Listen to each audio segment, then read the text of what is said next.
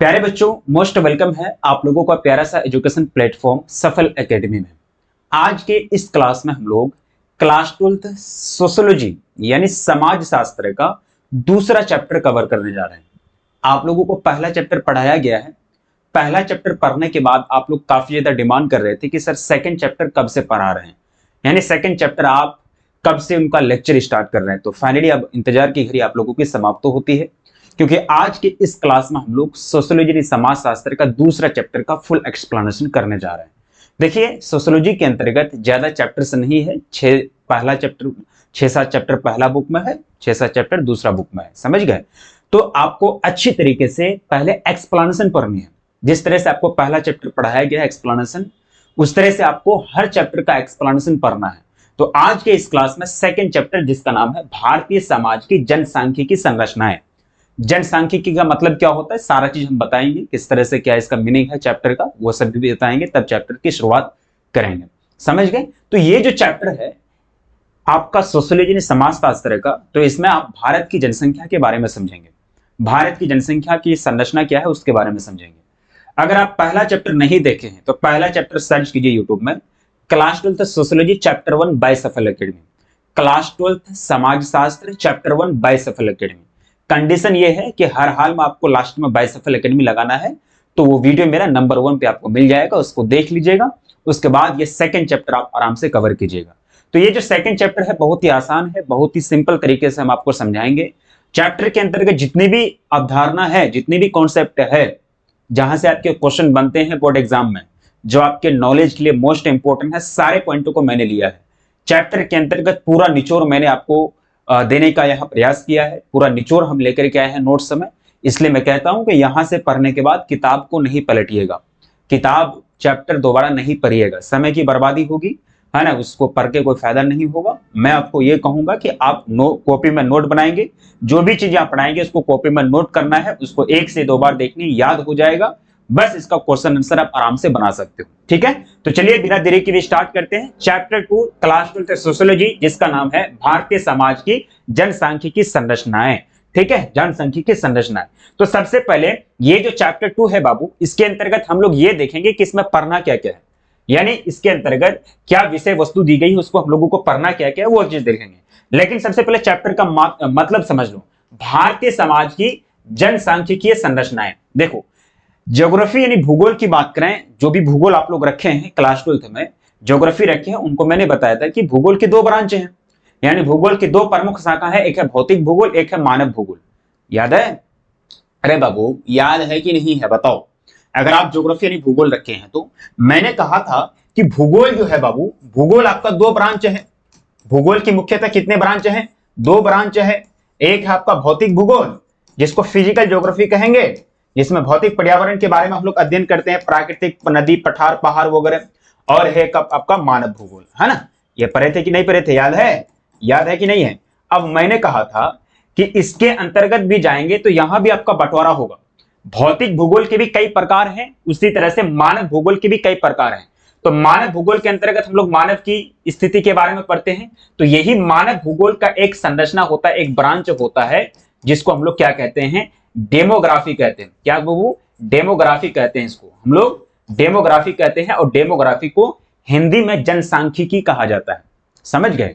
यानी मानव भूगोल का एक ऐसा ब्रांच, ऐसी शाखा, भूगोल की एक ऐसी शाखा, कौन सी भूगोल की? मानव भूगोल की एक ऐसी शाखा, जिसमें हम लोग जनसंख्या की उत्पत्ति, जनसंख्या की जन्म दर, जनसंख्या की मृत्यु दर, जनसंख्या का रहन सहन, प्रवास, यानी A to Z पहलू का, जनसंख्या से संबंधित A to Z सारे पक्ष का, सारे पहलू का अध्ययन मानव भूगोल की जिस ब्रांच में हम लोग करते हैं उसको कहते हैं डेमोग्राफी, और हिंदी में उसका नाम है जनसांख्यिकी।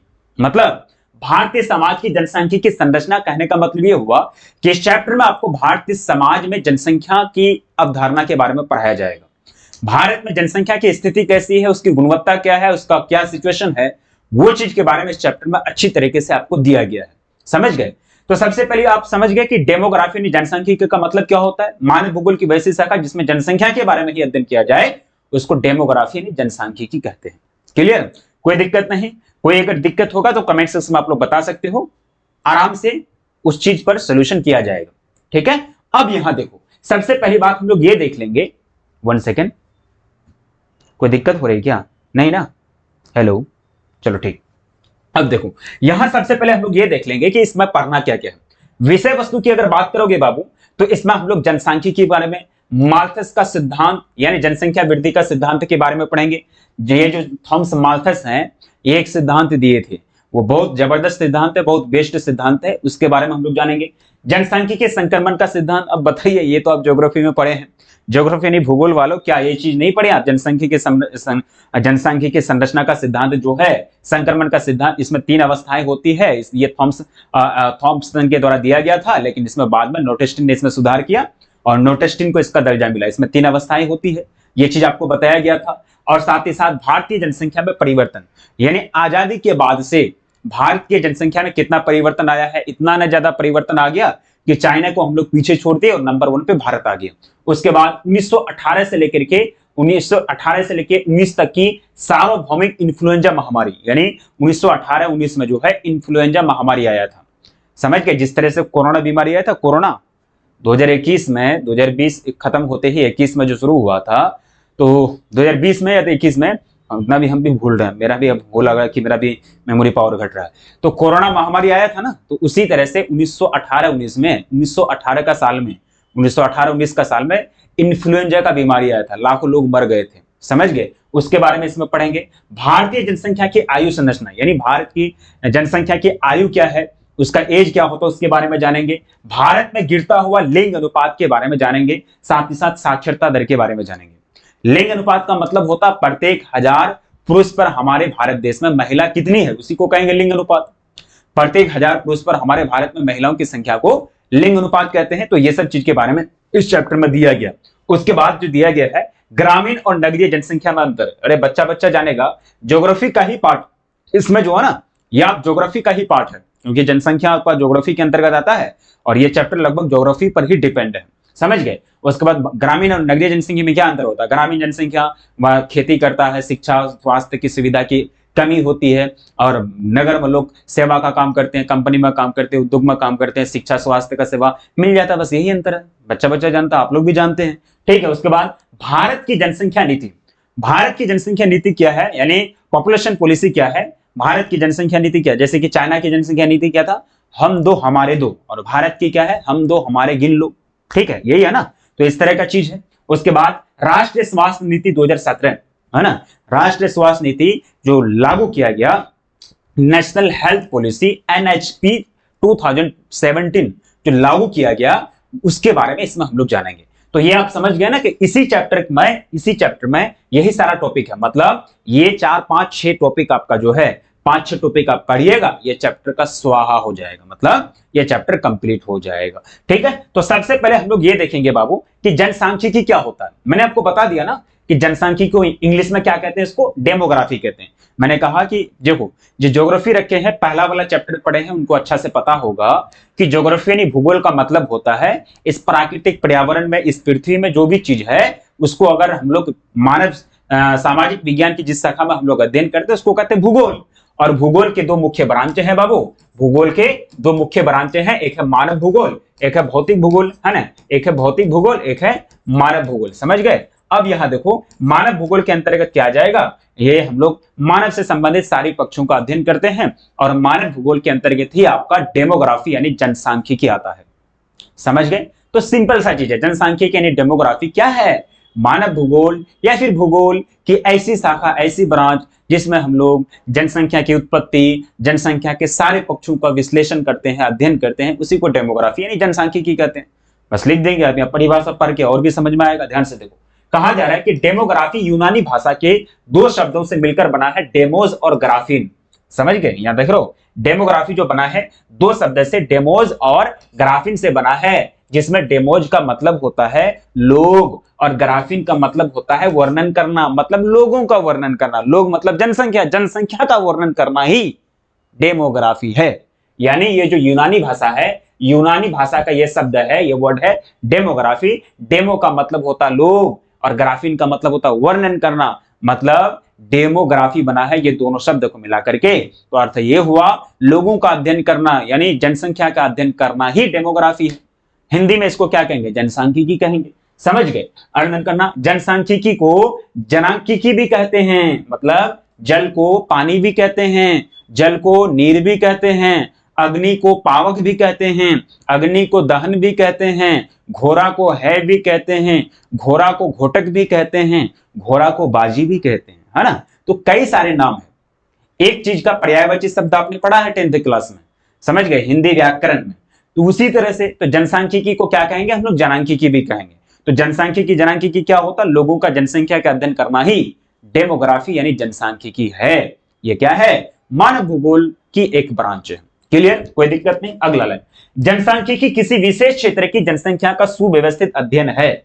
मतलब कोई भी एरिया ले लो, भारत देश, भारत का कोई राज्य, दुनिया का कोई देश, दुनिया का कोई राज्य, दुनिया का कोई स्टेट, कोई जिला, समझ गए, किसी भी क्षेत्र की जनसंख्या का अच्छे तरीके से यानी क्रम वाइज यानी स्टेप बाय स्टेप अच्छे तरीके से उसके बारे में अध्ययन करना है, तो वो हम लोग डेमोग्राफी का यूज करते हैं, है ना। किसका, डेमोग्राफी ने जनसांख्यिकी का यूज करते हैं, यानी जनसांख्यिकी किसी भी विशेष क्षेत्र की जनसंख्या का सुव्यवस्थित अध्ययन कराता है।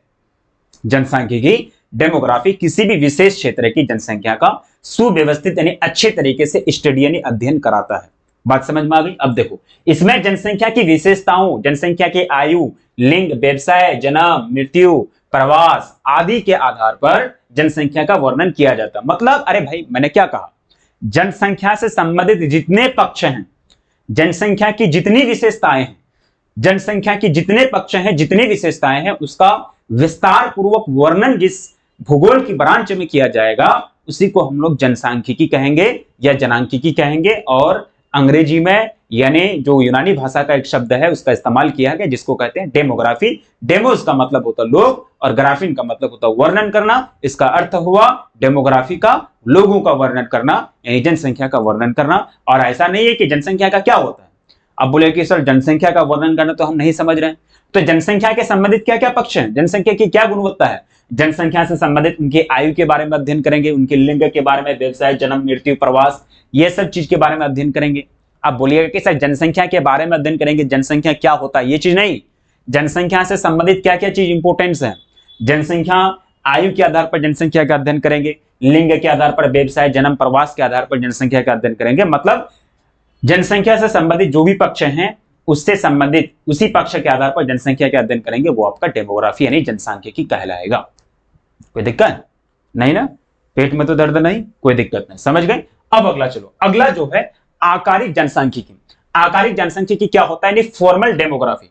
यहां देखोगे फॉर्मल डेमोग्राफी यानी यहां जनसांख्यिकी का जो है ना प्रकार है, यहां लिख देना था, यानी जनसांख्यिकी के प्रकार। यहां एक लाइन होगा, जनसांख्यिकी के प्रकार, जनसांख्यिकी के प्रकार, है ना, के प्रकार। इसके दो प्रकार हैं बाबू, यहां लिख देना था, लाइन मिल गया है शायद, है ना, इरेज हो गया है। तो पहला प्रकार है आपका आकारिक जनसंख्या। पहला प्रकार क्या होगा, आकारिक जनसंख्या। इसमें जनसंख्या के आकार अर्थात लोगों की संख्या का अध्ययन किया जाता है। आकारिक जनसंख्या का मुख्य घटक जन्म, मृत्यु तथा प्रवास होता है। मतलब अरे जनसंख्या का आकार, जनसंख्या जितना ज्यादा होगा उतना ज्यादा आकार होगा, जनसंख्या जितना कम होगा उतना छोटा आकार होगा। और अब मान लीजिए चाइना और भारत की कंपैरिजन कर रहे हैं, 2023 से पहले जनसंख्या का जो आकार था भारत और चाइना का, तो चाइना का जनसंख्या ज्यादा था, तो चाइना की जनसंख्या का आकार ज्यादा था भारत से। 2023 के बाद भारत का जनसंख्या चाइना से ज्यादा हो गया, है ना, हम लोग नंबर 1 पे आ गए जनसंख्या के मामले में। तो क्या हुआ, जनसंख्या का आकार यहां बढ़ गया। जनसंख्या अगर घटेगा तो जनसंख्या का आकार बढ़ जाए। जनसंख्या का आकार का मतलब हो जन की संख्या, लोगों की संख्या। लोगों की संख्या यानी जनसंख्या जितना ज्यादा बढ़ेगा जनसंख्या का आकार उतना ज्यादा बढ़ेगा। जनसंख्या घटेगा तो जनसंख्या का आकार उतना ज्यादा घटेगा। तो बढ़ेगा घटेगा जनसंख्या, तो क्या तीन चीजें में जनसंख्या का बढ़ना या घटना तीन चीज पर डिपेंड करता है। जन्म ज्यादा होगा तो जनसंख्या बढ़ेगा, मृत्यु ज्यादा होगा तो जनसंख्या घटेगा, प्रवास बाहरी करेंगे तो जनसंख्या घटेगा, प्रवास करके आएगा तो जनसंख्या बढ़ेगा। तो तीन ही चीज है। तो यहां जो आपका आकारिक जनसांख्यिकी है, तो इसमें जनसंख्या के आकार के बारे में, जनसंख्या कितना घट रहा है कितना बढ़ रहा है, इसी के बारे में अध्ययन किया जाता है। और जनसंख्या का बढ़ना या घटना तीन चीज पर डिपेंड करता है, ये जन्म, मृत्यु और प्रवास। जन्म ज्यादा होगा तो जनसंख्या बढ़ेगा, मृत्यु ज्यादा होगा तो जनसंख्या घटेगा। प्रवास भी दो प्रकार के होते हैं, समझ गए, मारेंगे, अभी मारेंगे तुम लोग को। एक बात हमको ये समझ में नहीं आता है, कमेंट सेक्शन में उल्टा काहे कमेंट कर रहे हो, तुम लोग पढ़ा दिए हैं, अब ये सब चीज जो है नहीं समझोगे तो कैसे होगा, है ना, तो इसको ब्लॉक करो। ठीक है, अब यहाँ देखो, अब यहाँ जो है प्रवास, तो प्रवास का मतलब क्या होता है कि प्रवास का मतलब होता है आप्रवास उत्प्रवास। आप्रवास का मतलब कोई आएगा या फिर कोई जाएगा तो उसको उत्प्रवास कहेंगे। तो प्रवास भी दो प्रकार के होते हैं, तो जनसंख्या का जन्म, मृत्यु और प्रवास, है ना, प्रवास दो प्रकार के होता है, आएगा आप्रवास, जाएगा तो उत्प्रवास। तो दोनों प्रकार के प्रवास से जनसंख्या के आकार में परिवर्तन होता है, आएगा तो बढ़ेगा, जाएगा तो घटेगा, है ना। तो ये जनसंख्या का आकार, जनसंख्या बढ़ेगा या घटेगा, वो तीन ही चीज पर डिपेंड करता है, जन्म, मृत्यु और प्रवास। और जनसंख्या का आकार का जो अध्ययन किया जाता है वो किसमें किया जाता है, आकारिक जनसांख्यिकी में किया जाता है। तो आकारिक जनसांख्यिकी का तीन मुख्य घटक है, आकारिक जनसांख्यिकी का तीन मुख्य घटक है, जन्म, प्रवास और जन्म, मृत्यु और प्रवास। समझ गए, जनसांख्यिकी का आकारिक जनसांख्यिकी का मुख्य घटक जन्म, मृत्यु और प्रवास है, इतना आप याद रखिएगा। कोई बात, कोनो दिक्कत नहीं, समझ गए, इतना आप याद रखिएगा। अब अगला देखो, अगला जो है प्यारे बच्चों वो है सामाजिक जनसांख्यिकी यानी सोशल डेमोग्राफी। यानी इसमें जनसांख्यिकी का, इसमें जनसंख्या का सामाजिक, आर्थिक और राजनीतिक पक्षों का अध्ययन किया जाता है। यानी सामाजिक जनसांख्यिकी में जनसंख्या का लिंग, जनसंख्या का आयु, जनसंख्या का प्रवास, जनसंख्या का मृत्यु, जन्म, ये सब चीज के बारे में अध्ययन नहीं किया जाता है। इसमें सामाजिक जनसांख्यिकी में जनसंख्या की सामाजिक स्थिति के बारे में चर्चा की जाती है। जनसंख्या का राजनीतिक पहुंच क्या है, आर्थिक स्थिति कैसी है ना, उसकी राजनीतिक स्थिति कैसी है, सामाजिक स्थिति कैसी है, उसके बारे में अध्ययन किया जाता है। यानी जनसंख्या की सामाजिक पक्ष, सामाजिक गुणवत्ता, सामाजिक विशेषता के बारे में जिस जनसांख्यिकी में अध्ययन किया जाएगा उसको कहेंगे सामाजिक जनसांख्यिकी। उसको क्या कहेंगे, सामाजिक जनसांख्यिकी यानी सोशल डेमोग्राफी उसको कहेंगे। क्या कहेंगे बाबू उसको, सोशल डेमोग्राफी यानी सामाजिक जनसांख्यिकी उसको कहा जाएगा। समझ गए, यानी इसमें सिर्फ और सिर्फ जनसंख्या का सामाजिक, आर्थिक और राजनीतिक पक्षों के बारे में चर्चा किया जाएगा, उसको हम लोग सामाजिक जनसांख्यिकी नाम से जानते हैं। क्लियर। अब देखो, सभी प्रकार की जनसांख्यिकी का अध्ययन गणना या गिनती की प्रक्रियाओं पर आधारित होती है, जैसे जनगणना। अब जितनी भी जनसांख्यिकी है वो गिनती यानी काउंटिंग 1 2 3 4 पर आधारित होता है। अब बोलिएगा कि सर जनसंख्या का आकारिक जनसंख्या, आकार जनसांख्यिकी वो क्या है, वहां भी जनसंख्या का काउंटिंग कर रहे हैं, गिनती कर रहे हैं, गणना कर रहे हैं। जनगणना से आपको क्या मिलता है, जनगणना से आपको लोगों का डेटा मिलता है, लोगों का संख्या कितना है, लोग कितने ज्यादा है कितने कम है, वो चीज मिलता है आपको। समझ गए, तो यहां क्या कर रहे हैं, काउंटिंग कर रहे हैं, लोगों की संख्या आप गिन रहे हैं, लोगों की काउंटिंग कर रहे हैं। तो जनसांख्यिकी जो डिपेंड होता है, जनसांख्यिकी जो डिपेंड होता है, वो जनसांख्यिकी का अध्ययन जो होता है वो गिनती या गिनती की प्रक्रिया पर आधारित है। यानी जनसांख्यिकी का सभी प्रकार का अध्ययन, जनसांख्यिकी के अंतर्गत जितने भी सारे पक्ष का अध्ययन करेंगे वो सारा पक्ष गिनती पर यानी काउंटिंग पर 1 2 3 4 5 जो गिनते हैं उस पर आधारित होता है। यानी ये गिनती की प्रक्रिया पर आधारित होता है। किसकी, गिनती की प्रक्रिया पर, काउंटिंग प्रोसेस पर आधारित होता है। बात समझ में आ गई, कोई दिक्कत, कोनो दिक्कत नहीं। तो ये है सामाजिक जनसांख्यिकी और एक है आपका क्या, आकारिक जनसांख्यिकी। सामाजिक जनसांख्यिकी और आकारिक जनसांख्यिकी, इतना तो पता रहेगा, कोई दिक्कत नहीं। समझ गए। अब अगला देखो, जैसे कि जनगणना करने जाइएगा तो लोग को पूछिएगा ना परिवार में जाके कि आपका कितना बेटा है, कितना बेटी है, कितना गाड़ी है, कितना मोबाइल है, ये सब चीज पूछता है। जनगणना करने जाएगा ना, ये सब चीज पूछेगा, कितना मोबाइल है, कितना गाड़ी है, कितना क्या है, ये सब चीज पूछता है। इसलिए ये सब चीज बताए नहीं। अगर बुलाओगे कि मेरे पास 2 गो 4 व्हीलर है, 3 गो हेलीकॉप्टर है, 17 गो मोबाइल है, 17 गो आईफोन है, बता दोगे ओहो सरकार गए, अरे बाप रे इतना बड़का अमीर आदमी है, जाओ तुम्हारा नाम कट जाएगा बीपीएल कार्ड से, तुम्हारा नाम कट जाएगा जब सरकार अनुदान देगा, तुम्हारा नाम कट जाएगा जब सरकार शिविर लगाएगा और वहां कुछ हेल्प करेगा लोगों को। क्यों, क्योंकि तुम वहां सरकार को अपना अमीरी दिखा दिए तो लोग तुम्हारा सारा सुविधा वो कम कर देगा। इसलिए जो रियलिटी है वो बताना है, जो रियलिटी है, ठीक है। और झूठ भी नहीं बोलना है, क्योंकि झूठ बोलने से क्या होगा कि देश के जो गरीब लोग हैं उन लोगों का संसाधन आपको मिल जाएगा, और आप चाहते हैं गरीब लोगों का संसाधन लेना, तो फिर वो बात आप पर डिपेंड करता है। ये चीज हो गया। अब समझ गए कि जनसांख्यिकी क्या होता है, सामाजिक और आकारिक जनसांख्यिकी। अब देखो जनगणना, जनगणना एक प्रोसेस है बाबू। जनगणना, अगला जनगणना के बारे में दिया गया है, इसको देखो इंग्लिश में इसको क्या कहते हैं, इंग्लिश में इसको सेंसस कहते हैं। जनगणना का मतलब क्या होता है, सेंसस इंग्लिश में। जनगणना, यहां 2 चीजें, जनगणना, जनगणना देखो जनगणना, है ना, जनगणना। अब यहां देखो, यहां दो चीज लिखा हुआ है, एक है जन और एक है गणना। समझ गए? जन का मतलब होता है लोग, लोग, और गणना का मतलब होता है गिनती करना, यानी लोगों की गिनती करना। लोगों की संख्या कितनी है उसको गिनना, उसको काउंटिंग करना ही जनगणना कहलाता है। समझ गए? जनगणना, जन का मतलब लोग, गणना का मतलब काउंटिंग करना, गिनना, 1 2 3 कितने लोग हैं, 1000 लोग हैं, 200 लोग हैं, 500 लोग हैं। तो लोगों की संख्या, लोगों की संख्या को गिनना, लोग कितने हैं, लोगों की काउंटिंग करना, लोगों की, जैसे कि आप घर में बैठ करके आप पैसा काउंटिंग करते हैं ना कि कितना पैसा है, 1000 2000 3000 4000, उसी तरह से आप गांव में घुस करके देश में, किसी भी देश में क्या करते हैं, काउंटिंग करते हैं, कितने लोग हैं, 1 लोग 2 लोग, एक परिवार में कितने लोग हैं, 2 4 5 6 7। तो लोगों की काउंटिंग करना, जिस तरह से आप पैसे गिनते हैं उसी तरह से लोगों की गिनती करना, कितने लोग हैं, कितने लाख लोग हैं, उसी को कहते हैं जनगणना। सिंपल सा बात है भाई, है ना, कुछ है नहीं इसमें। तो किसी देश में रहने वाले लोगों के बारे में विविधता रूप से, विविध रूप से, विधिवत रूप से सॉरी, यानी विधिवत का मतलब होता है नियम के आधार पर। किसी भी देश में कोई जनसंख्या रह रहा है तो नियम के आधार पर, है ना, विविध रूप से सूचना प्राप्त करना और उसे रिकॉर्ड करना जनगणना कहलाती है। अब सिर्फ जनगणना में जो होता है, लोगों की संख्या को भी काउंटिंग किया जाता है और लोगों का सामाजिक स्थिति को भी देखा जाता है। समझ गए? अब देखिएगा, जनगणना एक निश्चित अंतराल के बाद की जाती है, मतलब यानी किसी देश में 5 साल, किसी देश में 8 साल, किसी देश में 9 साल, भारत में 10 साल पर कराया जाता है। भारत में जनगणना 10 साल पर, प्रत्येक 10 साल पर कराया जाता है। 2011 में हुआ था, 2021 में होना था, नहीं हुआ। क्यों? क्योंकि कोरोना आ गया था, कोरोना की महामारी आ गई थी, जिसके कारण नहीं हुआ था। लेकिन भारत में जातीय जनगणना हो गया है, सॉरी बिहार में जातीय जनगणना हो गया, लेकिन जनगणना की अनाउंसमेंट कर दी गई है, वो भी होगा।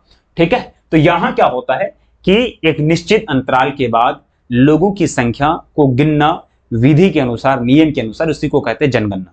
समझ गए? अमेरिका की 1790 की जनगणना पहली आधुनिक किस्म की जनगणना थी, यानी सबसे पहला जो जनगणना कराया गया था अमेरिका में, वह 1790 में, और सबसे पहला आधुनिक जनगणना अमेरिका का था। और आपको पता है कि भारत में पहली जनगणना कब हुई भाई? बताओ कि भारत में पहली जनगणना कब हुई? तो भारत में पहली जनगणना की बात करोगे, है ना, तो पहली जनगणना 1872 को हुई थी।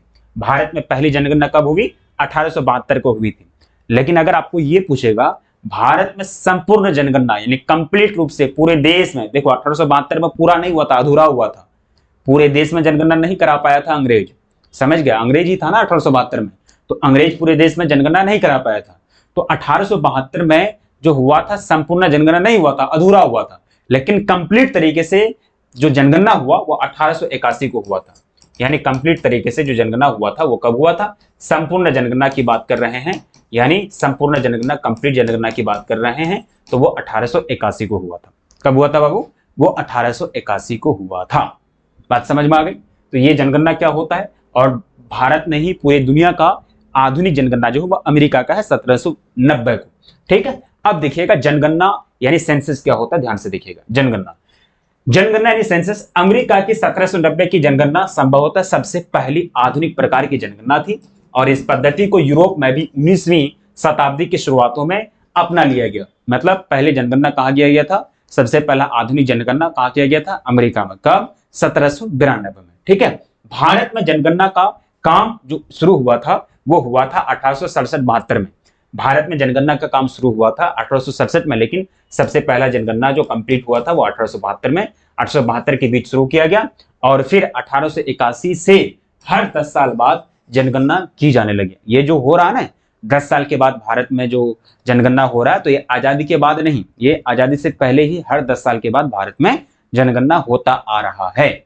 समझ गए? पहली संपूर्ण जनगणना 1881 को, और पहली बार जनगणना 1872 को किया गया था। ठीक है? भारत की जनगणना का कार्य पूरे विश्व में सबसे बड़ा जनगणना का कार्य है। लॉजिक वाला है, हंसो, थोड़ा सा हंसो भाई इस बात पर। जो बच्चा इसको नहीं समझ पाएगा उस पर हंसो। भाई साहब, सबसे ज्यादा जनसंख्या किसका है? पूरे दुनिया में सबसे ज्यादा जनसंख्या नंबर 1 में कौन सा कंट्री है? भारत है ना। तो भारत सबसे ज्यादा जनसंख्या रखता है, तो जाहिर सी बात है यहां का जनगणना काम सबसे बड़ा होगा।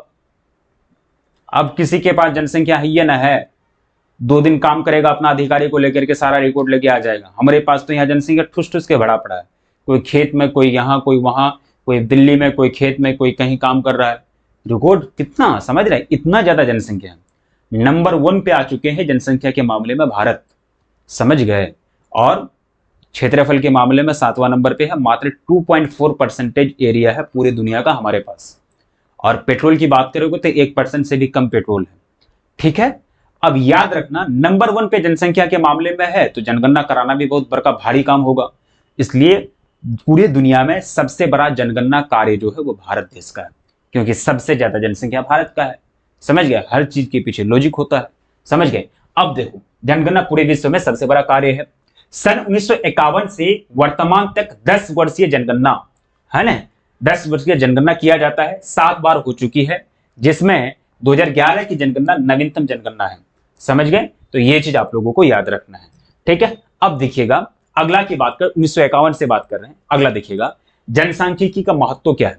जनसांख्यिकी का महत्व ये है कि आपको उससे जनसंख्या के बारे में जानकारी प्राप्त होता है। जनसंख्या की जो गुण है, जो अवगुण है, जो कमी है, जो मेरिट्स है, जो डिमेरिट्स है, वो सारी चीज के बारे में जानकारी प्राप्त होती है और आगे चल के उस चीज पर आप काम करते हैं। समझ गए। अब देखो जनसांख्यिकी का क्या महत्व है। जनसांख्यिकी के आंकड़े राज्य की नीतियां, विशेष रूप से आर्थिक विकास और सामान्य जन कल्याण संबंधित नीतियां बनाने और कार्यान्वित करने के लिए बहुत ही उपयोगी होते हैं। देखो जनसांख्यिकी का जितना भी डेटा है, जनसांख्यिकी के अंतर्गत जो भी डेटा मिलता है, लोगों का कितना जन्म हुआ, कितना मृत्यु हुआ, कितना प्रवास हुआ, कितना शिक्षित है, कितना अशिक्षित है, ये सारा डेटा, ये सारा जानकारी जो सरकार को मिल जाती है, तो सरकार लोगों के विकास के लिए, जनसंख्या के विकास के लिए तरह तरह की योजना लागू करती है, तरह तरह की स्कीम लागू करती है, लोगों के लिए राहत के काम करते हैं, है ना। तो जनसांख्यिकी से जो भी जनसंख्या के बारे में जनसंख्या के बारे में जो भी जानकारी मिलती है, जो भी डेटा मिलती है, उस डेटा का प्रयोग, उस डेटा का उपयोग सरकार नीतियां बनाने में करता है, पॉलिसी बनाने में करता है, ताकि जनसंख्या का विकास हो सके, जनसंख्या को सुविधा प्रदान किया जा सके। समझ गए। भारत हर 10 साल पर जनगणना क्यों कराती है, बेवकूफ है क्या। अरे जनगणना में करोड़ों रुपया, अरबों रुपया खर्च होता है। जनगणना कराना बहुत, हमारा देश में जो है ना, एक बात मानना पड़ेगा, हमारा देश जनगणना कराने में और इलेक्शन कराने में देश का आधा संपत्ति बर्बाद हो जाता है। जनगणना कराने में और चुनाव कराने में, इलेक्शन कराने में देश का आधा संपत्ति इसी में बर्बाद कर देता है ना। पता नहीं लचीला कानून है हमारे देश का, यही थोड़ा सा दिक्कत है। समझ गए। अब यहाँ ये समझना है कि जनगणना इतना पैसा खर्च करके सरकार क्यों कराती है, सरकार पागल है क्या। नहीं, जनगणना इसलिए कराई जाती है ताकि देश में एक्चुअल में कितने लोग रह रहे हैं और देश में और कितने संसाधन की जरूरत है, लोग, ताकि विकास हो सके, देश का विकास हो के उत्थान हो सके और देश का जनसंख्या आराम से जी सके, है ना। कितना जनसंख्या है, कितना फीमेल है, कितना मेल है, कितना बच्चे हैं, कितना बूढ़े हैं। अगर बच्चे ज्यादा हैं तो कितने बच्चे पढ़े लिखे हैं, कितने बच्चे पढ़े लिखे नहीं हैं। अगर बच्चे कम उम्र के बच्चे पढ़े लिखे नहीं है तो इसका मतलब यह है कि सरकार को शिक्षा का योजना को लागू करना पड़ेगा, शिक्षा के क्षेत्र में सशक्त काम करना पड़ेगा, है ना। स्कूल वगैरह, कॉलेजेस वगैरह स्थापित करना पड़ेगा। अगर बूढ़े लोगों का जनसंख्या ज्यादा है तो सरकार को पेंशन का योजना लागू करना पड़ेगा। और यंग लोगों का जनसंख्या ज्यादा है और वो कोई काम नहीं करता है तो सरकार को काम देना पड़ेगा, जॉब देना पड़ेगा, कंपनी वगैरह स्थापित करना पड़ेगा ताकि सारे लोगों को जॉब मिल जाए। अगर महिलाओं की साक्षरता दर कम है तो महिलाओं को पढ़ाई लिखाई के लिए उन लोगों को पैसा देगा, सरकार उन लोगों को मदद करेगा। तो इससे क्या होता है, जनगणना से जो भी डेटा मिलता है, जो भी जानकारी प्राप्त होती है, उससे जनसंख्या के फायदे के लिए, जनसंख्या के कल्याण के लिए, जनसंख्या की भलाई के लिए नियम वगैरह बनाते हैं, योजना वगैरह बनाते हैं सरकार। समझ गए। तो ये होता है इसका महत्व। अब देखोगे, अब यहां आपको ये है, अगला जो पॉइंट है आपको, एमिल दुर्खैम का कहना है, एमिल दुर्खैम का अध्ययन, इनका अध्ययन ने विभिन्न देशों में आत्महत्या की दरों में पाए जाने वाले दरों को स्पष्ट किया है। इस बात में दुर्खैम का कहना था कि आत्महत्या की दर को सामाजिक कर्म के द्वारा स्पष्ट करना ही जरूरी है। यानी एमिल दुर्खैम जो कहते हैं कि देश में जनसंख्या घट रही है, किसी भी क्षेत्र की जनसंख्या घट रही है ना, डिक्रीज हो रही है, तो इसके पीछे एक आत्महत्या भी रीजन होता है। आत्महत्या इंसान क्यों करता है, फोर्टिसाइड इंसान क्यों करता है, क्योंकि वह सामाजिक स्थिति का सामना नहीं कर पाता है ना।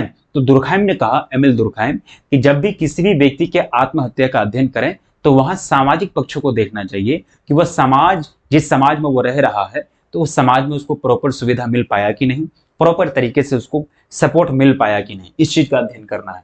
सामाजिक जनसांख्यिकी विदों का विश्वास है कि सामाजिक प्रक्रिया और संरचना जनसांख्यिकी प्रक्रिया को नियमित करती है। यानी सामाजिक जनसांख्यिकी यानी देखो, जनसांख्यिकी दो प्रकार के होते हैं, मैंने तो बताया। एक है आकारिक जनसांख्यिकी जिसमें जनसंख्या के आकार के बारे में अध्ययन करते हैं। एक है सामाजिक जनसांख्यिकी जिसमें जनसंख्या के सामाजिक स्थिति के बारे में चर्चा करते हैं। तो सामाजिक जनसांख्यिकी विदों का विश्वास है कि सामाजिक प्रक्रिया और संरचना जनसांख्यिकी सामाजिक प्रक्रिया और संरचना सांख्यिकी प्रक्रिया को नियमित करती है ना। विश्वास है कि सामाजिक प्रक्रिया और संरचना सांख्यिकी प्रक्रिया को नियमित करती है। मतलब सामाजिक जनसंख्या जो है ना, सामाजिक जनसंख्याविद कहते हैं कि लोगों की जो संख्या है, लोगों की जो संरचना है, वो सामाजिक जनसांख्यिकी को क्या करता है, नियंत्रित करता है। समझ गए। अब देखिएगा अगला लाइन जनसांख्यिकी संबंधी कुछ सिद्धांत एवं संकल्पनाएं। पहला है माल्थस का जनसंख्या वृद्धि का सिद्धांत, दूसरा है जनसंख्या या जनांकीय संक्रमण का सिद्धांत। ये मोस्ट इंपोर्टेंट है, इसको पढ़िएगा, याद रखिएगा। दोनों सिद्धांतों को हम पढ़ाने जा रहे हैं, अच्छा से देखना। पहला रॉबर्ट माल्थस का जनसंख्या वृद्धि का सिद्धांत देख लो। रॉबर्ट माल्थस के बारे में, इनका जन्म कब हुआ था? रॉबर्ट माल्थस का जो जन्म हुआ था वह 1776 में और देहांत हुआ था 1834 को। देहांत कब हो गया था? 1834 को इनका देहांत हो गया था। बात समझ में आ रही है? अब यहां ध्यान से देखो, कहा जा रहा है कि माल्थस ने कैम्ब्रिज यूनिवर्सिटी में, आप सुने होंगे ऑक्सफोर्ड यूनिवर्सिटी, कैम्ब्रिज यूनिवर्सिटी दुनिया का टॉप लेवल का यूनिवर्सिटी है। कैम्ब्रिज यूनिवर्सिटी में शिक्षा प्राप्त की थी और ईसाई पादरी बनने का प्रशिक्षण लिया था, है ना। ईसाई गिरजाघर, गुरुद्वारे, चर्चा घर में, है ना, जो पूजा वगैरह कराते हैं पादरी, तो ईसाई पादरी बनाने का इन्होंने प्रशिक्षण लिया था। पढ़ाई कहाँ किया था? कैम्ब्रिज यूनिवर्सिटी में। नाम क्या है पूरा? Thomas Robert Malthus. सिर्फ हम माल्थस करके पुकारते हैं। जिस तरह से रामधारी सिंह दिनकर को हिंदी के अंतर्गत अर्धनारीश्वर, आपने पढ़ा होगा कि रामधारी सिंह दिनकर को सिर्फ दिनकर कहते, इतना लंबा नाम लेना फुर्सत नहीं है किसी को इतना लंबा नाम से पुकारने का। उसी तरह से थॉमस रॉबर्ट माल्थस को इतना लंबा नाम लेके कौन कहेगा? सिर्फ उनको क्या कहते हैं? माल्थस कहके पुकारते हैं। समझ गए। आपका नाम होगा, आगे पीछे कुछ टाइटल लगा होगा, लेकिन क्या जब आपके मम्मी पापा आपको बुलाते हैं तो टाइटल लगा के बुलाते हैं क्या? नहीं ना। तो टाइटल लगा के नहीं, डायरेक्ट नाम देके बुलाते हैं। तो वो चीज है। थॉमस रॉबर्ट माल्थस, जन्म 1776 में और जन्म इनका मृत्यु 1834 को हुआ था। पढ़ा कहाँ था भाई? कैम्ब्रिज यूनिवर्सिटी में। किस चीज का प्रशिक्षण लिया था? पादरी बनने का, ईसाई पादरी बनने का। समझ गए। बाद में उन्हें लंदन के पास हैलीबरी में स्थित ईस्ट इंडिया कंपनी कॉलेज में इतिहास और राजनीतिक अर्थशास्त्र के प्रोफेसर के रूप में नियुक्त किया गया। लंदन में कॉलेज में इन्होंने प्रोफेसर के रूप में भी नियुक्त हुआ। ईस्ट इंडिया कंपनी का ये कॉलेज उस समय की प्रशासनिक भारतीय सेवा के भावी अधिकारियों के लिए प्रशिक्षण केंद्र था। मतलब इंडियन सिविल सर्विसेज, जब इंडियन सिविल सर्विसेज उसी समय से चलता था जब अंग्रेज देश पर शासन कर रहे थे, तो अंग्रेज के समय जो भी आईएएस आईपीएस बनते थे वो प्रशिक्षण लेने के लिए इंग्लैंड जाते थे। लंदन कहाँ पे? यही यूनिवर्सिटी में। यानी ईस्ट इंडिया कंपनी का जो यूनिवर्सिटी है यह प्रशासनिक भारतीय सेवा के लिए काफी ज्यादा महत्वपूर्ण था। यहाँ लोगों को क्या दिया जाता था? जो भी आईपीएस आईएएस होता था उनको प्रशिक्षण दिया जाता था लंदन में। आपको पता है हमारे देश में आजादी से पहले जितने भी सिविल सर्विस के एग्जाम होते थे वो सारे एग्जाम पास करने वालों को ट्रेनिंग कहाँ दी जाती थी?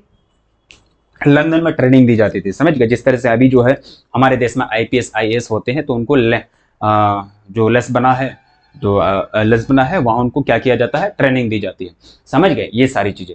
अब यहाँ क्या था प्यारे बच्चों?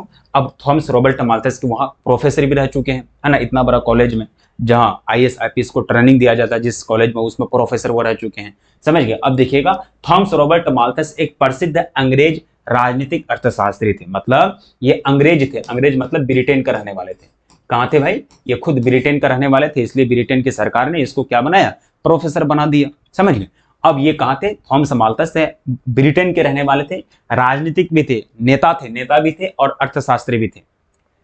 मतलब ये ब्रिटेन का रहने वाले थे, अर्थशास्त्री थे, इकोनॉमिक्स पढ़ा था इन्होंने, और ये नेता भी थे, लीडर भी थे। समझ गए। इतना तो आप समझ गए। अब यहां देखो, थॉमस माल्थस के बारे में तो इतना याद रहेगा। अब देखो माल्थस का जनसंख्या वृद्धि का सिद्धांत ये क्या कहता है? ध्यान से देखो, माल्थस का जनसंख्या वृद्धि का सिद्धांत का वर्णन उनके जनसंख्या विषयक निबंध an essay on the principle of population 1798 में किया गया है। माल्थस का यह सिद्धांत निराशावादी सिद्धांत है। अब देखो, थॉमस माल्थस का जो प्रिंसिपल है, थॉमस माल्थस का जो सिद्धांत है बाबू, 1 सेकेंड, थोड़ा सा समझ में नहीं आ रहा है, इसके साथ कौन छेड़खानी किया है बाबू?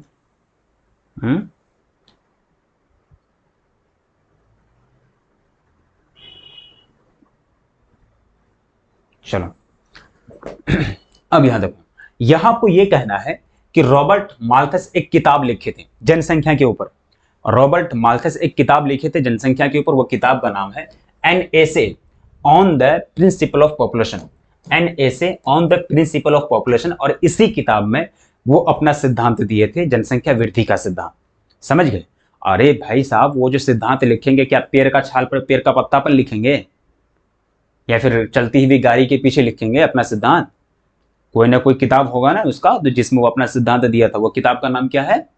वो किताब का नाम है an essay on the principle of population, जिसमें जनसंख्या के बारे में ही उन्होंने अध्ययन किया है। और ये किताब 1798 में उन्होंने लिखा था। माल्थस का ये सिद्धांत निराशावादी सिद्धांत है, मतलब इससे लोगों को निराशा होती है, इससे लोगों को आशा नहीं निराशा होती है, काफी ज्यादा दुख होता है, निराशा होती है। बात समझ में आ गई? निराशा होती है। अब यहां देखो, अब यहां आगे कहा जा रहा है, क्योंकि ये निराशावादी सिद्धांत है, अब उनका सिद्धांत क्या कहता है, ध्यान से देखो। अब उसका सिद्धांत के बारे में हम समझाने जा रहे हैं। क्योंकि रॉबर्ट माल्थस इस सिद्धांत में बताए हैं, यानी अपना जनसंख्या वृद्धि का सिद्धांत में बताए हैं कि मनुष्य की जनसंख्या उसे दर की तुलना में अधिक तेजी से बढ़ती है जिस दर पर मनुष्य के भरण पोषण, विशेष रूप से भोजन, कपड़ा, कृषि आधारित भारतीय आधारित उत्पाद के साधन बढ़ सकते हैं, यानी बढ़ सकते हैं। समझ गए? अब देखिएगा, रॉबर्ट माल्थस कहते हैं कि मनुष्य की जनसंख्या उतनी तेजी से बढ़ेगी जितना तेजी से उनके भरण पोषण के लिए जो वस्तु चाहिए उसका उत्पादन होगा। जितना ज्यादा चावल, गेहूं, साथ ही साथ ये जिनको मूलभूत वस्तु चाहिए, ये सब चीज का जितना ज्यादा उत्पादन होगा उतना ज्यादा जनसंख्या बढ़ेगा। बताइए ये कैसा सिद्धांत है? ये निराशावादी सिद्धांत है। बहुत सारे लोग इसका आलोचना किए। मतलब रॉबर्ट माल्थस ये कहते हैं कि चावल और गेहूं का उत्पादन जितना ज्यादा होगा, खाने का सामान, उड़ने पहनने का सामान जितना ज्यादा इस दुनिया में पैदा होगा, है ना, कपास की खेती जितना ज्यादा होगा जिससे कपड़ा बनता है लोगों का, रेशम की खेती जितना ज्यादा होगा, चावल की खेती जितना ज्यादा होगा, उतना ज्यादा जनसंख्या बढ़ेगा। चावल की खेती खत्म हो जाए, गेहूं की खेती खत्म हो जाए, अकाल आ जाए, कोई खेती ना हो, तो जनसंख्या भी नहीं बढ़ेगा, जनसंख्या भी नहीं बढ़ेगा। तो ये कह रहा है रॉबर्ट माल्थस कि जितना दर से, जितना स्पीड से चावल, गेहूं यानी जनसंख्या के भरण पोषण करने वाली चीजों का उत्पादन होता है, उतना ही तेजी से जनसंख्या बढ़ रहा है।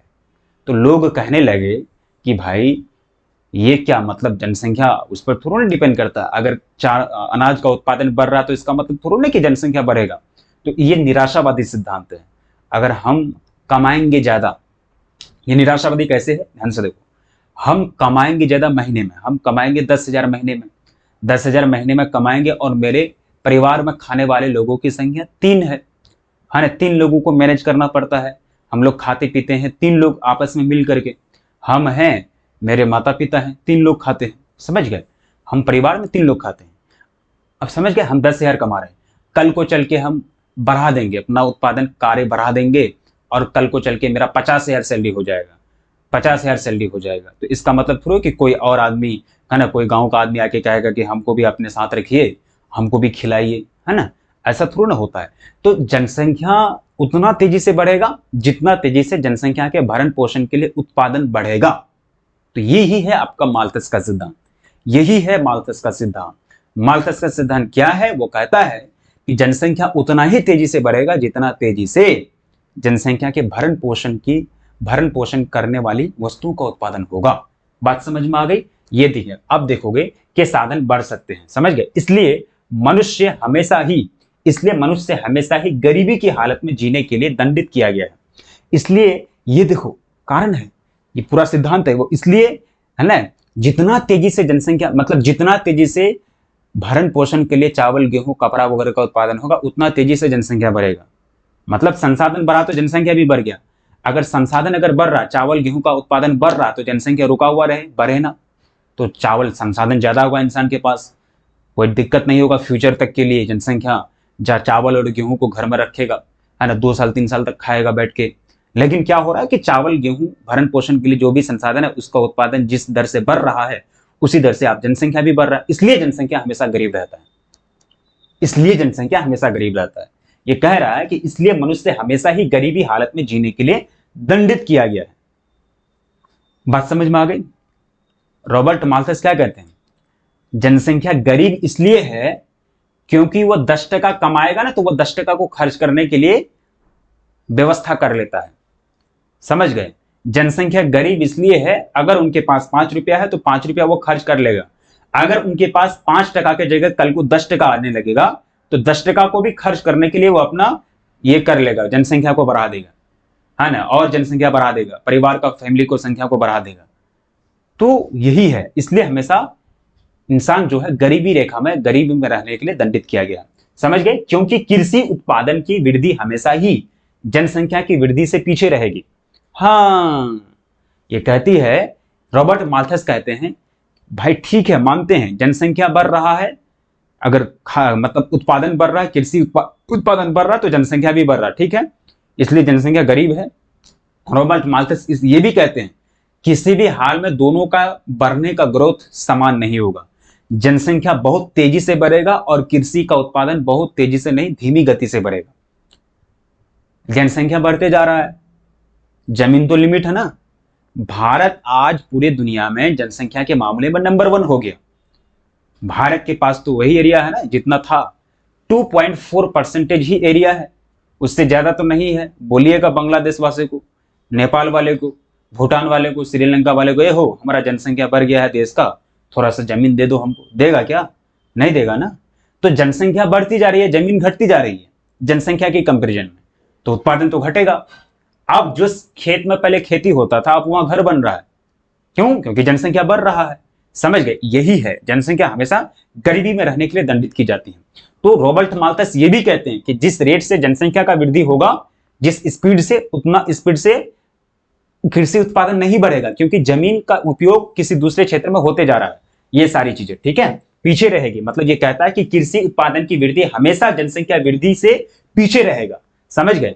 यह एक तरह से निराशावादी सिद्धांत है। लोग इस सिद्धांत को पढ़ते हैं और रॉबर्ट माल्थस का सिद्धांत को पढ़ के निराशा करते हैं, मतलब अफसोस मनाते हैं कि यार सही बात है ना, मतलब जिस रेट से जनसंख्या को बढ़ा रहे हैं उस रेट से उत्पादन नहीं बढ़ रहा है ना। इसलिए भारत को जनसंख्या नियंत्रण का कानून लाना चाहिए।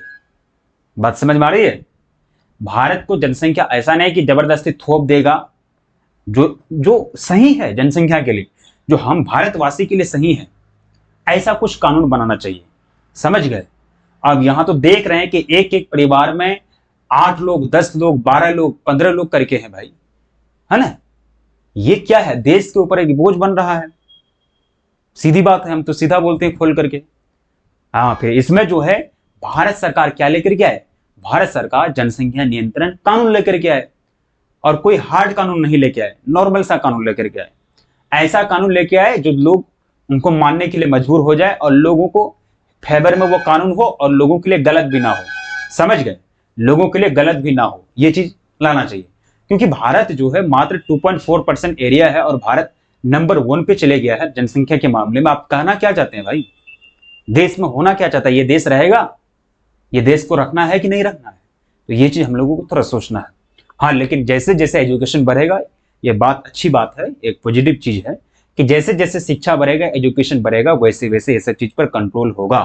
आप पढ़े हैं जनसंख्या जनसांख्यिकी संक्रमण का सिद्धांत क्या कहता है कि विकासशील देश में जनसंख्या का जन्म दर और मृत्यु दर दोनों ज्यादा है, विकसित देश में जन्म दर घट गया, तो हम लोग विकसित होने जा रहे हैं।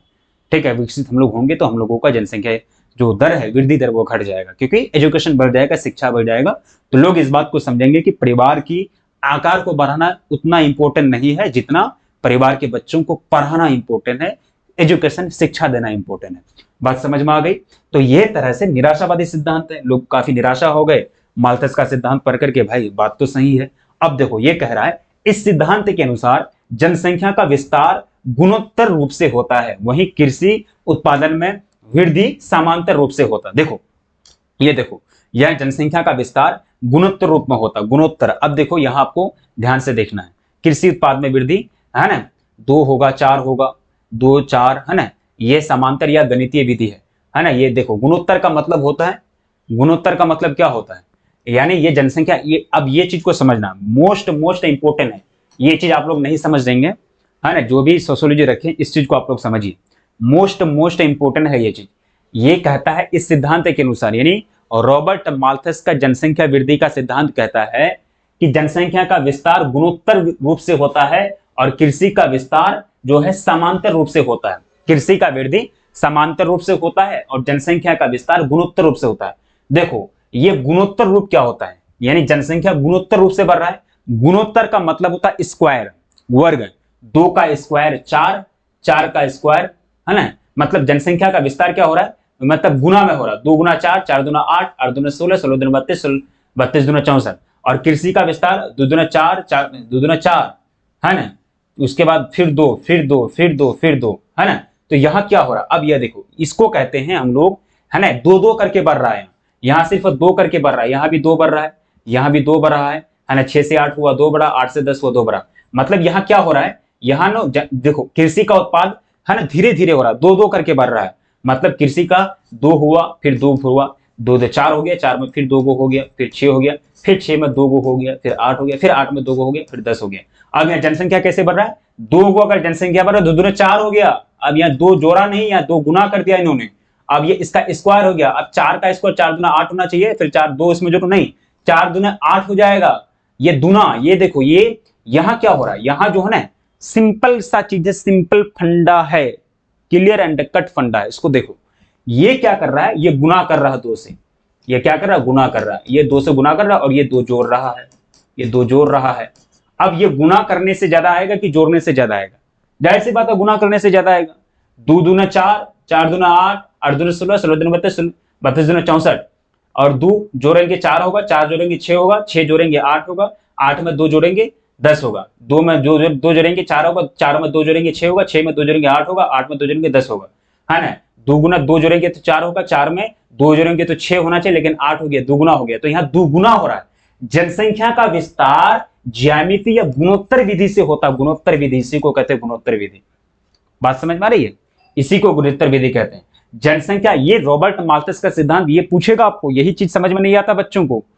पिछला बार शिकायत कर रहे थे कि सर पढ़ाए थे लेकिन समझ में नहीं आया था, हम इतना समझाए थे लेकिन फिर भी नहीं समझ आया था। ध्यान से देखो, नहीं समझ में आएगा वीडियो को पीछे करो, फिर स्किप करके देखो। तो ये कह रहा है कि जनसंख्या का विस्तार गुणोत्तर विधि से होगा, मतलब गुना, 2 गुना से, है ना, 2 गुना, यहाँ 2 गुना हो रहा है। और कृषि का विस्तार गणितीय विधि से, समांतर विधि से, मतलब समान रूप से बढ़ रहा है, 2 + 2 + 2 + 2, है ना। तो इस तरह से हो रहा है, ठीक है, ये सिद्धांत कहती है। समझ गए, अब ये चीज आपको समझ में आ गया, रॉबर्ट माल्थस का सिद्धांत। आगे देखिएगा रॉबर्ट माल्थस का सिद्धांत क्या कहता है। चूंकि जनसंख्या की वृद्धि की दर भरण पोषण के साधनों के उत्पादन में होने वाली वृद्धि की दर से हमेशा आगे रहती है। मतलब जनसंख्या जितना ज्यादा दर से बढ़ेगा, जितना ज्यादा स्पीड से बढ़ेगा, जितना ज्यादा स्पीड से बढ़ेगा उतना कम, यानी धीमा स्पीड से क्या बढ़ेगा, धीमा स्पीड से आपका जो बढ़ेगा, क्या बढ़ेगा, क्या बढ़ेगा, आपका कृषि उत्पाद बढ़ेगा। भाई साहब, कृषि का उत्पादन धीरे धीरे होगा, ऊपर से जमीन कम होते जा रहा है, जनसंख्या बढ़ रहा है, रोड वगैरह बन रहा है, घर वगैरह बन रहा है, फैक्ट्री वगैरह बैठ रहा है, जमीन कम होते जा रहा है ना, और जनसंख्या बढ़ते जा रहा है। वही तो मैंने कहा, भारत के पास मात्र 2.4% एरिया है पूरा दुनिया का, जनसंख्या में नंबर 1 पे लाके खड़ा कर दिए देश को। हम तो शादीशुदा आदमी नहीं है भाई, है ना, आप भी शादीशुदा नहीं है, तो कौन क्या है सब, ठीक है। तो वही लोग जो ये नहीं सोचते हैं कि हमको जनसंख्या को बढ़ाना है, हम बात वो नहीं कर रहे हैं, जनसंख्या को बढ़ाना अच्छी बात है, लेकिन जनसंख्या को बढ़ा करके अपने बच्चों को मूलभूत शिक्षा देना, मूलभूत एजुकेशन देना बहुत जरूरी है, ताकि वो देश का एक अच्छा नागरिक बन सके। और एक देश का अच्छा नागरिक ही देश का विकास कर सकता है ना। बच्चे को आप यहाँ पढ़ा नहीं रहे, बच्चे को मजदूरी करने के लिए भेज रहे हैं बाहर, क्या है इसका मतलब, कुछ नहीं, ठीक है। तो ये सारी चीजें, तो आप अगर देखिएगा कि भरण पोषण के साधनों के उत्पादन में होने वाली वृद्धि की दर से हमेशा आगे रहती है। क्लियर, कोई दिक्कत नहीं। इसलिए समृद्धि को, यानी वृद्धि को बढ़ाने का एक ही तरीका है कि जनसंख्या की वृद्धि को नियंत्रित किया जाए। बहुत अच्छी बात, वेरी गुड। क्यों बढ़ाएंगे इतना जनसंख्या भाई, जितना हम कराएंगे, जितना एजुकेशन दे पाएंगे बच्चों को, उतना ही बच्चा रहेगा मेरे पास। क्यों करेंगे इतना, मतलब फैमिली का क्रिकेट टीम बनाना है क्या, इस तरह का चीज नहीं करना है, ठीक है। तो ये आपको ध्यान में रखना पड़ेगा। हालांकि सबसे ज्यादा जनसंख्या यूपी का है, उत्तर प्रदेश का है, इसलिए भारत यूपी की विधानसभा में यह बात उठाई भी गई है कि प्रदेश में जनसंख्या नियंत्रण कानून होना जरूरी है। सही बात है, सभी वर्ग के लोगों पर लागू किया, हाँ, लेकिन इसमें भेदभाव नहीं होना चाहिए। अब हमारे देश में नेता लोग का इतना घटिया मानसिकता है ना, इतना कीचड़ भरा पड़ा है नेता लोगों के दिमाग में। वो भी जनसंख्या नीति को भी लागू करेगा ना, तो धर्म देखेगा, जाति देखेगा, धर्म जाति उसमें भी भेदभाव वो लोग करेगा। देश का विकास हो या ना हो जाए बाहर में, समझ गए, उसको भी जाति और धर्म के आधार पर देखेगा। कुछ नहीं देखना है, एकदम समान कानून लागू करना है, समान कानून समान दृष्टि से सभी जाति सभी धर्म के लोगों पर कोई फर्क नहीं। देश में जितने भी लोग रहे, चाहे उसका जाति धर्म जो कुछ भी हो, उससे कोई फर्क नहीं पड़ता है।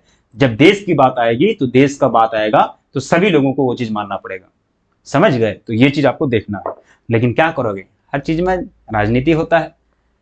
हमारे बिहार प्रदेश में जातीय जनगणना कराया गया, तो जातीय जनगणना कराया गया तो वो बात तो ठीक है, जातीय जनगणना इसलिए कराया गया ताकि लोगों का विकास हो सके, लोगों को क्या कर सके, कौन सा जाति के लोग काफी कमजोर है, कौन सा जाति के लोगों में एजुकेशन कम है, शिक्षा कम है, उनको ज्यादा रिलीफ दिया जाएगा सरकार का तरफ से।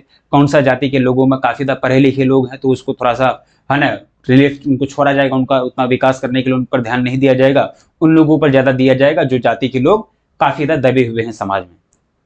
ये तो एक एक्चुअल डेटा, बहुत अच्छी बात है, कराओ फिर पूरे देश में जातीय जनगणना करो। लेकिन नहीं, हमारे देश में नेता लोग जाति जनगणना का प्रयोग गलत तरीके से इलेक्शन जीतने लेकर करेगा। देखेगा कौन सा जाति के लोगों का संख्या ज्यादा है, उसी जाति के लोगों को टिकट देगा।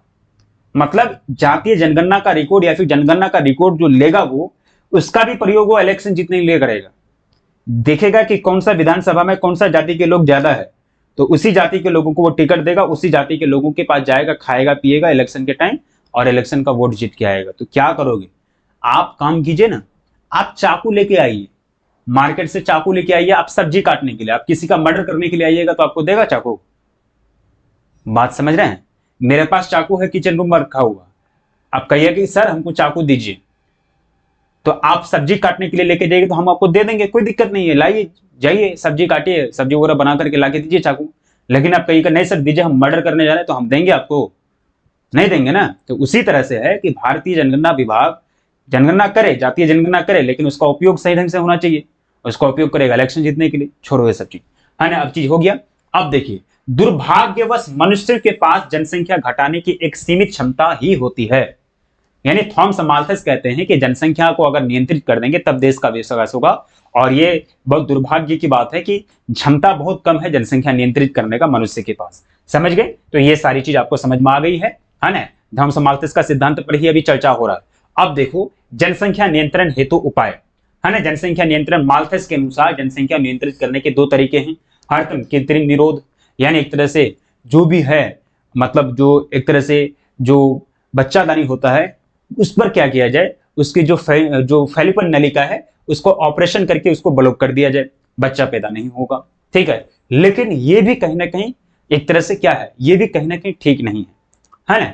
अब आप देखिएगा साइंटिफिक तरीके से ठीक है, लेकिन हम अगर देखें, भारत एक धार्मिक देश है ना, धार्मिक प्रधान देश है, तो इसमें तो कहीं ना कहीं हम देख भी रहे थे कि ये भी करना ठीक नहीं है या गलत है।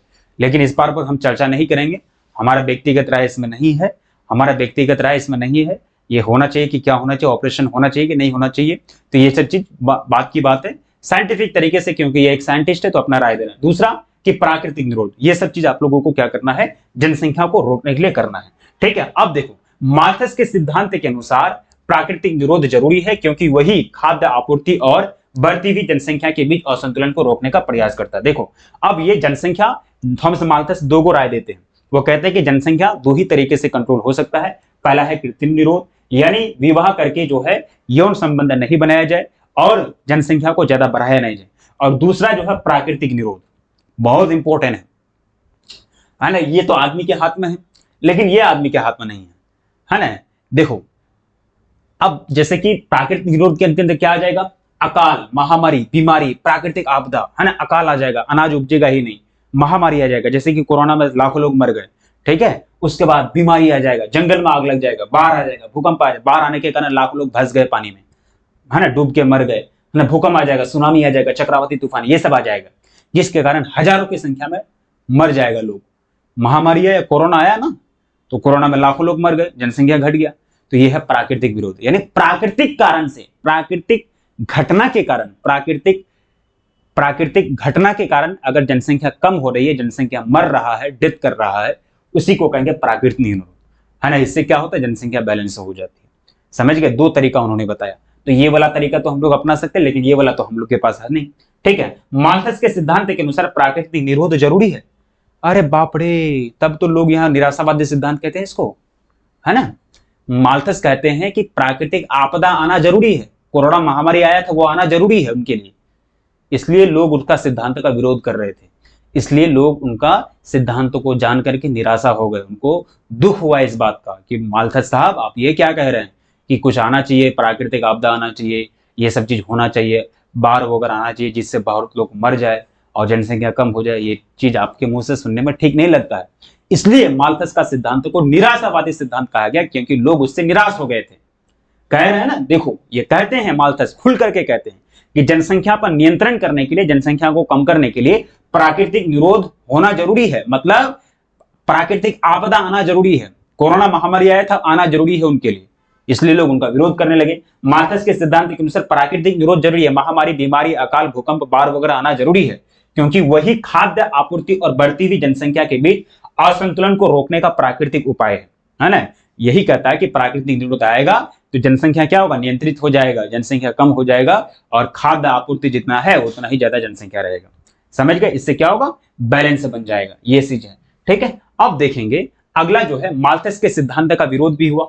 कहा जा रहा है कि कुछ जनसांख्यिकी विदों ने माल्थस के सिद्धांत का विरोध किया, है ना, जिनका मानना था कि संसाधनों की आर्थिक, है ना, वृद्धि जनसंख्या वृद्धि से अधिक हो सकती है। आर्थिक वृद्धि, ये भी बात सही है। अरे भाई साहब एक बात समझो, चाइना जीडीपी में आगे था, जितना ज्यादा जनसंख्या है उतना ज्यादा पैसा तो हम कमा सकते हैं ना। हमारे पास जितनी जनसंख्या है, हम लोगों के पास जितनी जनसंख्या है वो सारे जनसंख्या को हम काम में लगा देंगे। कौन सा काम में लगा देंगे, यानी इसमें हर को क्षेत्र में काम में लगा देंगे। हमारे पास जितना ज्यादा जनसंख्या है सारे लोग विदेश चले जाएंगे कमाने के लिए, सारे लोग मेहनत करेंगे, तो क्या लगता है आपको कि देश का विकास नहीं होगा। जनसंख्या बढ़ना, जनसंख्या ज्यादा होना बुरी बात नहीं है।